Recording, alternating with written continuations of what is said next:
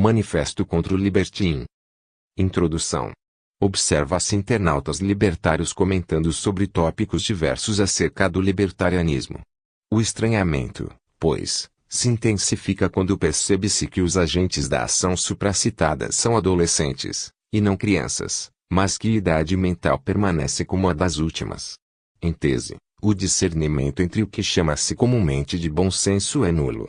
Por outro lado, tem-se os internautas libertários que, apesar de serem adultos, a educação lhes passou despercebida, de modo que a arrogância é a característica marcante deles.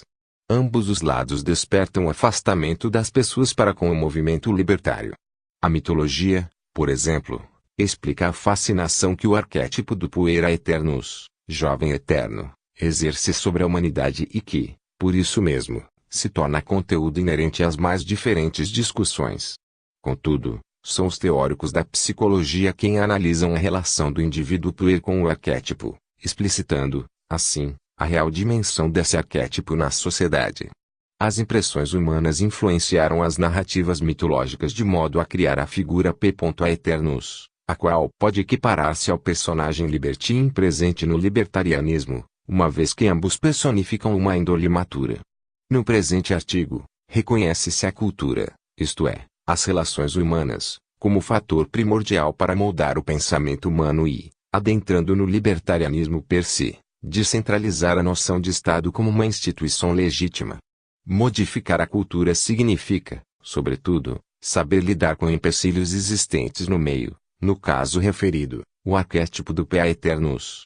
Através do conhecimento sobre a construção das narrativas mitológicas, pode-se usar de alicerces fortes como o brutalismo e localismo, a fim de privar o movimento libertário de uma revolução anarcocapitalista e demais atitudes pueris passíveis de ostracismo. 1. Breve introdução ao inconsciente coletivo e mitologia como fenômeno psíquico. O inconsciente coletivo, termo criado pelo psiquiatra e fundador da psicanálise, Carl Gustav Jung, seria a camada mais profunda da psique humana constituída pelos materiais os quais foram herdados da humanidade, isto é, basicamente, a cultura. É nele em que residem os traços formadores, tais como imagens virtuais, que seriam comuns a todos os seres humanos. O conjunto de imagens psíquicas do inconsciente coletivo seriam os arquétipos. Jung, 1970, página 53. Campbell, 2005, página 143, afirma que embora apresentem amplas variações em termos incidentes, de ambientes e de costumes, os mitos de todas as civilizações oferecem um número limitado de respostas aos mistérios da vida. O trecho supracitado foi retirado do livro O Herói de Mil Faces, no qual discorre sobre as semelhanças encontradas nas narrativas mitológicas das mais diversas culturas, e como entendiam e replicavam em suas histórias os padrões característicos referentes ao homem, que são os arquétipos definidos por Jung. Vale ressaltar que, embora tenham muitas semelhanças quanto às características humanas entre si, trata-se de sociedades arcaicas sem a mínima possibilidade de trocas culturais as quais justificassem tais coincidências. A mitologia está muito próxima da cultura da civilização a qual pertence, replicando as características não só psíquicas, mas também humanas, de determinada cultura. Os mitos nos mostram os caminhos que percorrem a consciência coletiva de uma determinada civilização durante sua formação e, além disso, a delineação do mapa do tesouro cultural. Os mitos não são arquétipos puros, pois os arquétipos não são apreendidos pela consciência. Contudo, eles dão formas aos arquétipos, atribuindo uma roupagem a eles, para que possamos assimilar o que contém na história. 2. Manifesto contra o puera eternus na mitologia no movimento libertário. No decorrer do movimento libertário vê-se a necessidade de espalhar as ideias desse agrupamento, de modo que o objetivo, isto é, chegar em uma sociedade libertária, seja conquistado. Entretanto, encontra-se nesse mesmo movimento os popularmente chamados libertins, aqui trata-se como libertários pueris. Em muitas sagas mitológicas, quem não contava com a juventude eterna poderia sair à procura de alguma fonte a qual lhe garantisse a imortalidade. A ideia universal, na mitologia grega, a ambrosia, manjar dos deuses, servida no Olimpo, era tão poderosa que se um humano a comesse lhe traria a vida eterna. Na mitologia nórdica, As maçãs de Duna poderiam trazer a vida eterna aos deuses que a comessem, já que nessa cultura não eram imortais. Na Europa, a pedra filosofal tinha função semelhante. A imortalidade é um dos grandes sonhos da humanidade, e para atingi-la, a principal condição é o afastamento decisivo da morte. Da mesma forma, a juventude eterna, ou puera aeternus, como um arquétipo considerado um componente neurótico da personalidade, visto como um dominante arquetípico ou imagem arquetípica de um dos elementos de uma polaridade ativa na psique humana, e a impossibilidade de amadurecimento psíquico, tal como os libertários pueris a possuem. O Pea Aeternus é muito bem definido em Puera Aeternus é a frase latina para eterno jovem. Segundo a conexão entre o arquétipo do Puera Aeternus e o comportamento de muitos indivíduos da contemporaneidade, que começou a ser analisada pela psicoterapeuta Marie-Louise von Franz, que, em 1970, escreveu o livro Puera Aeternus, A Luta do Adulto contra o Paraíso da Infância. Baseada na psicologia junguiana, Marie-Louise von Franz utiliza a nomenclatura Puera Aeternus. Marie-Louise von Franz considera que o homem que se identifica com o arquétipo Puera Aeternus permanece durante muito tempo como adolescente, isto é, todas aquelas características que são normais em um jovem de 17 ou 18 anos continuam na vida adulta. Franz, 1992, página 9. Em suma, é uma síndrome contextual na qual a juventude persiste no indivíduo adulto, o qual não é capaz de abandonar os sonhos e as fantasias da adolescência. Podem ser inúmeras as características da pessoa afetada pelo complexo do Pea Aeternus. Devido ao fenômeno psicológico, os puers apresentam características comuns a todos os quais sofrem desse transtorno. Miklos, Escudeiro, 2015, página 104. Assim como os puers, tem-se os libertários pueris, os quais conhecem as ideias libertárias por meio da timeline do Twitter, mas não compreendem, de maneira correta, a ética libertária. São libertários de internet, que variam em idade, porém, majoritariamente são adolescentes, que só entendem o básico e no final cometem um equívoco ao participar de debates os quais estão acima do seu nível intelectual. Vociferam a todo instante que imposto é roubo, que o Estado é ilegítimo e que serviço estatal é antiético, mas não sabem justificar, de maneira lógica, o porquê de tais premissas. Ocorre, então, que estes, em vista do seu auto-reconhecimento de indivíduo totalmente dotado do conhecimento libertário, decidem adentrar em discussões filosóficas aprofundadas. Como previsto, a sua intelectualidade é desmascarada e todos reconhecem a sua ignorância. Os libertins trazem consigo uma péssima imagem ao movimento, a imagem de infantilidade e inconsistência. Neste segmento, também tem-se outro espectro de libertins, os que, de algum modo, obtêm certo conhecimento filosófico mais aprofundado, mas apresentam arrogância ao se direcionar a terceiros. Em uma discussão, são intolerantes caso alguém pergunte a definição de um termo ou erre em algum ponto, ao invés de serem receptivos, a fim de atrair mais pessoas para o movimento. Sabe-se também que, como resultado psicossomático, os puers permanecem muito tempo, fisicamente e mentalmente, como adolescentes. Apresentam, assim, atitudes arrogantes, com uma sensação de superioridade, como pequenos deuses, e como consequência não buscam se adaptar. Outros sim, como efeito da pós-modernidade, os eternos jovens tornaram-se imediatistas, de modo que buscam prazer fugaz e resoluções as quais não sejam trabalhosas para seus problemas. Ainda mais, por conta da busca por coisas imediatistas, torna-se impossível a conclusão de seus projetos, transformando-os em pessoas rasas e inconsistentes, medíocres.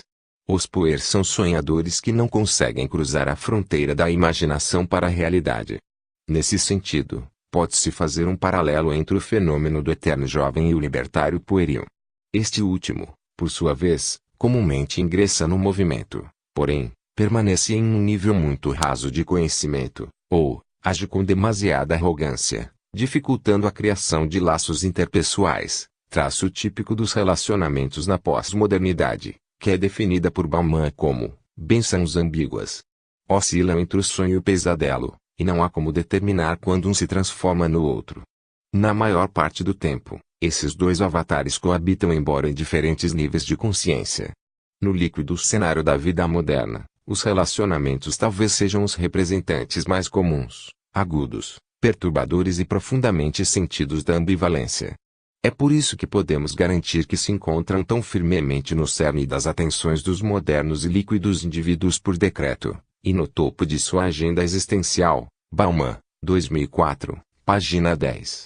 A autossuficiência do puer confere à personalidade seus traços de narcisismo, chegando ao ponto de ignorarem autores não libertários. 3. O que deve ser feito? O inconsciente coletivo, a cultura, é o fator primordial quando fala-se de sociedade libertária. Neste segmento, faz-se uma analogia entre o movimento libertário e uma construção civil, um edifício feito sobre areia, isto é, uma base não firme, rapidamente desabará, comparado àquele que foi feito sobre um alicerce forte. Resumidamente, o alicerce de uma obra é a estrutura da construção em si. Assim, é a fundação a qual faz com que a obra fique em pé e se sustente até a finalização. Para que essa estrutura seja segura, há uma série de cálculos e detalhes os quais precisam ser seguidos à risca, a fim de que não desabe. Desse modo, tanto os cálculos quanto a construção do alicerce devem ser bem executados. Neste ponto, é perceptível que o alicerce, ou fundação, é responsável por transferir toda a estrutura da obra para uma área maior no solo. Na prática, isso significa que é a partir do alicerce que um imóvel se sustenta no solo. Assim, também, deve ser o movimento, firmado em uma base sólida e consistente. A base é, indubitavelmente, a ética libertária, o meio pelo qual chega-se nela é a cultura, esta é o cálculo, o método. Ela é o pilar de uma sociedade e molda as pessoas. A cultura possui funções de significação no sentido de sua capacidade para elaborar experiências contingenciais. Ela é, de certo modo, uma forma de reação antropológica ancorada no homem, pois se baseia no histórico ou na experiência de vida pessoal. Desse modo, se o libertarianismo não ocupar espaços culturais, de nada adiantará quaisquer conquistas futuras. Em uma situação hipotética, onde uma sociedade libertária é alcançada, porém ocorre sem uma modificação cultural, quantas pessoas clamariam a volta do Estado? Parece evidente que não será uma conquista efetiva, muito pelo contrário, o Estado reinaria mais intervencionista que anteriormente, pois teria-se o entendimento de que o governo encontra-se ameaçado. Conjectura-se, pois, que um libertário lúcido deve defender vertentes as quais elucidam acerca da modificação cultural como ascensão para uma sociedade libertária. Nesse sentido, pode-se citar o brutalismo e o localismo. O primeiro termo originou-se a partir do movimento arquitetônico brutalista, décadas de 50 e 60, o qual defendia deixar a estrutura de edificações visível, a fim de descartar o uso de adornos desnecessários. Dord Alfirevic, 2017 a Pujanarkojic, 2019. Traça-se um parâmetro disso com o brutalismo libertário. Este afirma que uma ideia deve ser defendida partindo do princípio ético, sem uso de adornos, isto é, utilitarismo ou apelo à emoção, para justificar uma proposição. Através de uma cultura brutalista, aos poucos, os argumentos baseados em humanitarismo se abstraem, fortalecendo a ética libertária como o ponto central de uma justificação. Mises Brasil, 2014 a Pujanarkojic, o.cit. O segundo termo, por sua vez, refere-se ao termo localis, sendo a estrutura transcendental da relação humana, de modo que o localismo per se é um meio de analisar as interações sociais, isto é, a conduta dos indivíduos, de modo a procurar alinhá-lo o mais próximo possível da ética libertária. Desta forma, o localismo repudia a arma majoritária do Estado, esta entendida como seu potencial de mudar radicalmente e, lamentavelmente, toda a cultura de uma sociedade. O localismo, além de entender a cultura como algo não imediato, trata de normas de conduta tácitas e não legais, de modo que o não cumprimento delas não implicam em punições, não obstante que podem sofrer repressões morais, à medida que a moral de um agrupamento de indivíduos também depende da cultura. Gazeta Libertária, 2019. Da mesma forma que nas narrativas mitológicas havia a reprodução dos arquétipos em virtude de uma construção cultural dada pelas impressões pessoais, o brutalismo e o localismo intervêm da mesma maneira. Através de uma cultura brutalista pode-se criar uma geração de indivíduos os quais justifiquem majoritariamente a partir da ética da propriedade privada, e uma cultura localista na qual repugna-se atitudes pueris e enaltece-se normas tácitas. Tais normas tácitas podem arguir como forma de rejeição a qualquer ação de caráter libertino. Nesse sentido, um libertário consistente e apto a auxiliar na construção de uma cultura libertária deve ter em mente que uma pessoa presunçosa não tem poucas chances de obter reverberação do que fala, pois ao achar que está sempre certa, acaba colecionando conflitos nos ambientes. Cabe ao libertário, ainda, reconhecer o próprio erro e demonstrar humildade, pois isso, além de digno, é fundamental para o relacionamento humano. Ratifica-se que, tão importante quanto a capacidade intelectual, é a simplicidade, um comportamento desejável nas interconexões humanas, pois os arrogantes podem sofrer com empecilhos do seu orgulho frente aos desafios propostos pelo libertarianismo. Por fim, compete ao libertário, além de compreender o supramencionado, reconhecer a sua ignorância em determinados pontos, haja vista que o ser humano não contempla-se de todo o conhecimento existente. Outro fator pertinente para o afastamento de atitudes libertinas é a autorresponsabilidade. Você é o único responsável pela vida que tem levado. Você está onde se colocou. A vida que você tem levado é absolutamente mérito seu, seja pelas suas ações conscientes ou inconscientes, pela qualidade de seus pensamentos, comportamentos e palavras. Vieira, 2017, página 22.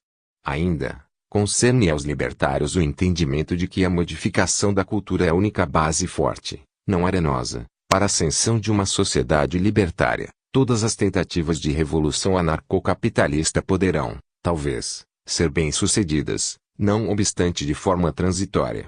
Além da revolução mencionada ser considerada antiética, por poder afetar não espoliadores, é ineficaz, haja vista que o Estado é, inevitavelmente, uma cultura aceita pela sociedade, cultura esta que deve ser moldada através de normas tácitas desvinculando-se totalmente da degeneração p. a eternus.